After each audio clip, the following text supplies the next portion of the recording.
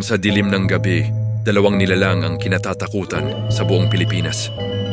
Una, ang aswang, isang nilalang na kayang magbago ng anyo.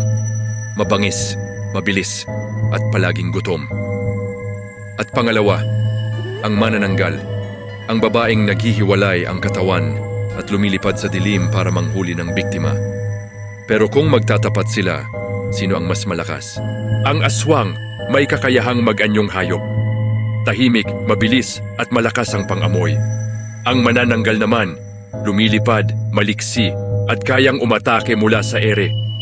Pero may isang kahinaan kapag natagpuan mo ang iniwang kalahati ng katawan. Tapos na ang laban, ang aswang walang iniwang kahinaan. Pero hindi rin ito ganun kalakas kapag may araw. Sa pagitan ng bilis at paglipad, sa pagitan ng gutom at pangil, sino ang panalo? Ikaw ang humusga, aswang o manananggal? Comment your answer at kung gusto mo ang susunod na laban, follow para sa episode 4.